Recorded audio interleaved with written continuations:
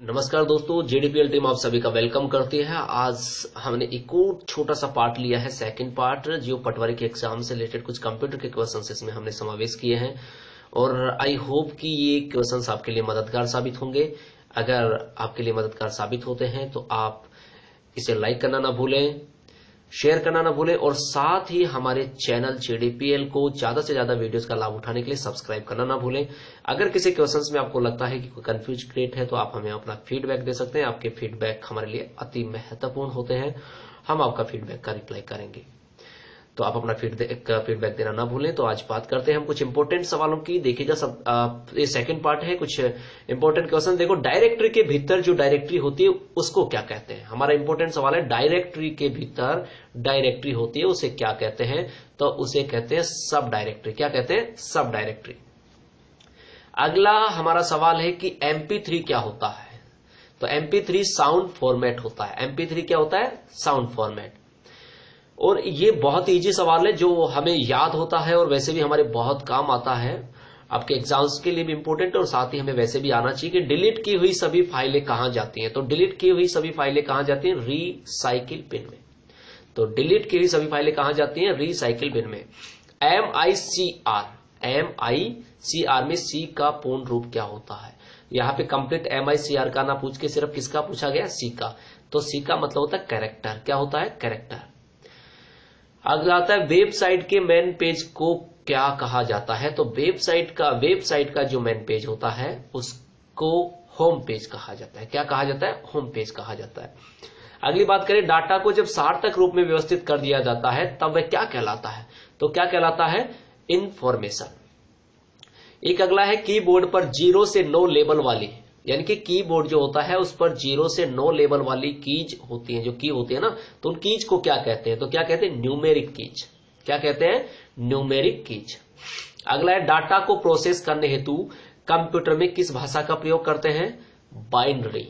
कौन सी? बाइनरी भाषा का प्रयोग करते हैं। और स्प्रेडशीट जो होती है उसमें प्रत्येक जो बॉक्स होता है, या स्प्रेडशीट के जो प्रत्येक बॉक्स होते हैं उनको क्या कहते हैं? उनको सेल कहते हैं। क्या कहते हैं? सेल। अगला सवाल है, डेस्कटॉप पर तारीख और समय कहां पर होते हैं? बहुत सिंपल सवाल है, कहां पर होते हैं? टास्क बार पर। कहां पे होते हैं? टास्क बार पर। अगला है कि अगले सवाल की बात करें, सीडी का शाब्दिक अर्थ क्या होता है? तो सीडी का शाब्दिक जो अर्थ होता है वो क्या होता है? कॉम्पैक्ट डिस्क होता है। क्या होता है? कॉम्पैक्ट डिस्क होता है। कंप्यूटर को इंटरनेट से कौन जोड़ता है? तो कंप्यूटर को इंटरनेट से जोड़ता है मोडेम। कौन? मोडेम। अगला सवाल है, कट, कॉपी और पेस्ट करने के लिए कौन सा मेनू सिलेक्ट किया जाता है? तो कौन सा मेनू सिलेक्ट किया जाता है? एडिट। कौन सा? एडिट। अगला, स्क्रीन पर आउटपुट दिखाने की क्रिया क्या कहलाती है? तो क्या कहलाती है? डिस्प्ले। क्या कहलाती है? डिस्प्ले।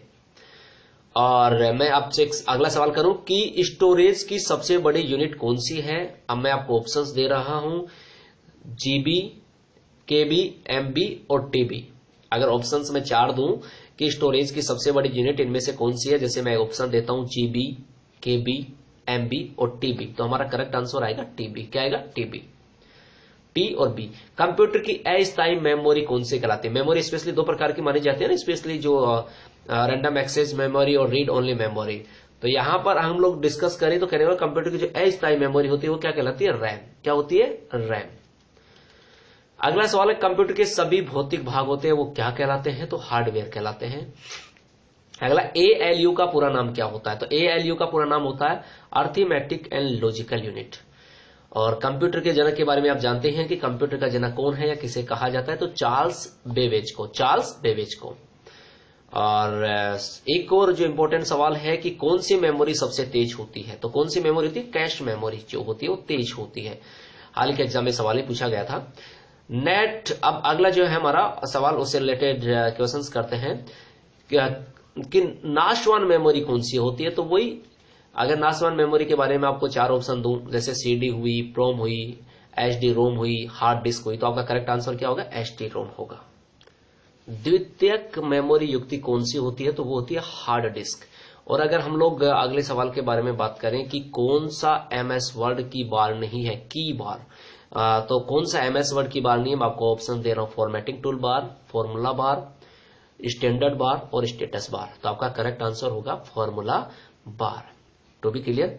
अगला है टेक्स्ट को सेंटर अलाइनमेंट करने के लिए कीबोर्ड की कौन सी कमांड काम में लेते हैं? टेक्स्ट को सेंटर अलाइनमेंट करने के लिए कीबोर्ड की कमांड कौन सी काम में लेते हैं? तो कंट्रोल प्लस ई। कौन सा लेते हैं? कंट्रोल प्लस ई। यूएसबी से क्या आशय है? तो यूएसबी से आशय होता है यूनिवर्सल सीरियल बस। ठीक है। और अगला सवाल करते हैं कट कॉपी व पेस्ट मेन्यू के किस विकल्प में होते हैं?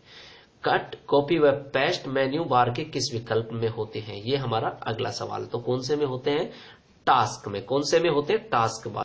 अगला सवाल है कि बेसिक क्या है, या बेसिक एक क्या है? उच्च स्तरीय भाषा है। बेसिक एक उच्च स्तरीय भाषा है। और कंप्यूटर कनेक्टिविटी का तरीका क्या होता है? नेटवर्किंग। क्या होता है? नेटवर्किंग। कौन सा एप्लीकेशन सॉफ्टवेयर नहीं है? यह है हमारा अगला सवाल। और अब आपको ऑप्शन देते हैं वर्ड प्रोसेसिंग, स्प्रेडशीट, डीबीएमएस और एमएस टॉस। तो कौन सा नहीं है? एमएस टॉस हमारा करेक्ट आंसर होगा। अगला करते हैं कि एमएस वर्ड का वह विकल्प जिसके माध्यम से भिन्न भिन्न पतों को के लिए समान पत्र बनाया जाता है, वो क्या कहलाता है? Mail merge. बहुत इंपॉर्टेंट सवाल है। एमएस वर्ड का वह विकल्प जिसके माध्यम से भिन्न भिन्न पतों के लिए समान पत्र बनाया गया है, वो क्या कहलाता है? Mail merge. और अगला है ईमेल में ई का अर्थ क्या है? ये तो आपको इजी से पता होगा। क्या होता है? इलेक्ट्रॉनिक। क्या होता है? इलेक्ट्रॉनिक होता है। राइट। और एमएस एक्सेल किसका उदाहरण है? तो एमएस एक्सेल जो है वो एप्लीकेशन सॉफ्टवेयर का उदाहरण है। किसका है? एमएस जो एक्सेल है वो किसका एग्जाम्पल माना गया है? तो एमएस एप्लीकेशन सॉफ्टवेयर का। और फोरटोन क्या है? तो फोरटोन क्या है? एक उच्च स्तरीय भाषा है। क्या है? एक उच्च स्तरीय भाषा। अगले सवाल की तरफ बात करें तो कि सीडी रोम क्या है? तो सीडी रोम ऑप्टिकल मेमोरी है। सीडी रोम क्या है? ऑप्टिकल मेमोरी है। और क्रेटू कंप्यूटर का उदाहरण है। तो किसका उदाहरण है? सुपर का है। अगला बात करें कि मल्टी प्रोसेसिंग से क्या से होता है? तो दो या अधिक प्रोसेसर द्वारा एक साथ जो प्रोसेसिंग होती है उसे मल्टी प्रोसेसिंग कहते हैं। और एक साथ कई प्रोसेसर का उपयोग किया जाता है उसे क्या कहते हैं? Multi processing. To be clear. और अगला है कि हमारा जो सवाल है अगला है कि रैम चिप का आविष्कार कब किया गया? तो किसके द्वारा किया गया? तो इंटेल।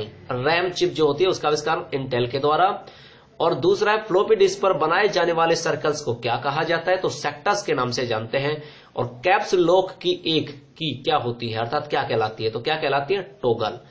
और सबसे अधिक क्षमता वाली डिस्क अगर बात करूं chip, CD ROM, super disk और डीवीडी रोम में, तो हमारा करेक्ट आंसर होगा डीवीडी रोम। और सबसे उपयुक्त या सबसे अधिक प्रयुक्त लिपि चिन्ह कोड कौन सा होता है? तो ओस की सबसे ज्यादा काम में लिया जाता है। अगर मैं आपको ऑप्शन दो ओस की, बीसीडी, यूनिकोड, तो इनमें से हमारा करेक्ट आंसर क्या होगा?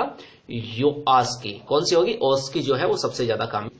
अगला सवाल है कि यूनिक्स ऑपरेटिंग सिस्टम में रोल होती है। तो सी रोल और ब्राउन रोल। बेसिक भाषा का विकास कब हुआ? तो बेसिक भाषा का विकास 1964 में। कोबोल क्या है? तो कोबोल एक उच्च स्तरीय भाषा है और इसका विकास 1968 में हुआ था। कोबोल क्या है? उच्च स्तरीय भाषा और इसका विकास 1968 में हुआ था। और कोबोल भाषा का विकास किसने किया था? अमेरिकन नेशनल स्टैंडर्ड इंस्टीट्यूट ने किया था। अगली बात करें कि डी बेस का विकास कब हुआ? तो डी बेस का जो विकास है वो 1980 में माना जाता है। अगला सवाल है लोटस कि लोटस क्या है? तो लोटस क्या है? एक पैकेज सॉफ्टवेयर है। क्या है? Package software. और बात करें अगले सवाल की डीटीपी में प्रयुक्त सॉफ्टवेयर कितने प्रकार के होते हैं? डीटीपी में प्रयुक्त सॉफ्टवेयर कितने प्रकार के होते हैं? तो कितने प्रकार के होते हैं? 4 प्रकार के। लोगो क्या है? एक उच्च स्तरीय भाषा। यह हम लोग कंप्यूटर की बात कर रहे हैं तो कंप्यूटर में लोगो क्या है? उच्च स्तरीय भाषा है। Right guys. अब अगली बात करते हैं कि विंडोज एनटी क्या है? क्या विंडोज एनटी क्या है? तो विंडोज एनटी सिस्टम सॉफ्टवेयर है। क्या है? सिस्टम सॉफ्टवेयर है। अगला सवाल है कि ईमेल के पते में क्या होता है? तो उपयोगकर्ता की पहचान होती है। अपने वेब पेज को वेबसाइट का डालने के लिए आवश्यक किसकी जरूरत होती है? तो एक तो हमें इंटरनेट कनेक्शन चाहिए, वेब सर्वर चाहिए और ब्राउजर चाहिए। ओके। यूजनेट क्या प्रदान करता है? यूजनेट न्यूज प्रदान करता है। बहुत इंपॉर्टेंट सवाल है। यूजनेट प्रदान करता है, क्या प्रदान करता है? न्यूज। और बात करें कि इंटरनेट का समानार्थी है वो है वर्ल्ड वाइड वेब होता है। और HTML में एम्स के क्या तात्पर्य? तो एम्स से तात्पर्य होता है मार्कअप। क्या होता है? मार्कअप। और फिर अगले सवाल, ईमेल संदेश में संदेश का संक्षिप्त विवरण कौन देता है? तो कौन देता है? सब्जेक्ट। क्या कौन देता है? सब्जेक्ट। URL से क्या तात्पर्य है? तो URL से तात्पर्य है यूनिवर्सल रिसोर्स लोकेटर। और जावा का विकास किया गया तो सन माइक्रो सिस्टम के द्वारा। याहू क्या है? काफी बार पूछा गया है याहू क्या है, तो याहू क्या है? एक सर्च इंजन है। याहू क्या है? एक सर्च इंजन है। और अगला है किसकी सहायता से वेब एक्सेस प्रदान किया जाता है? किसकी सहायता से वेब एक्सेस प्रदान किया जाता है? तो ब्राउजर की सहायता से किया जाता है। देखिएगा यहां पर हमने इस अगले वीडियो के बारे में चर्चा की। इसी तरह के वीडियोज हमारे सुनते रहिएगा। अगर आपको अच्छा लगता है तो इसे लाइक करना ना भूलें, शेयर करना ना भूलें और साथ ही ज्यादा से ज्यादा वीडियोज का लाभ उठाने के लिए हमारे चैनल GDPL को सब्सक्राइब करना ना भूलें। और thank you for watching this video.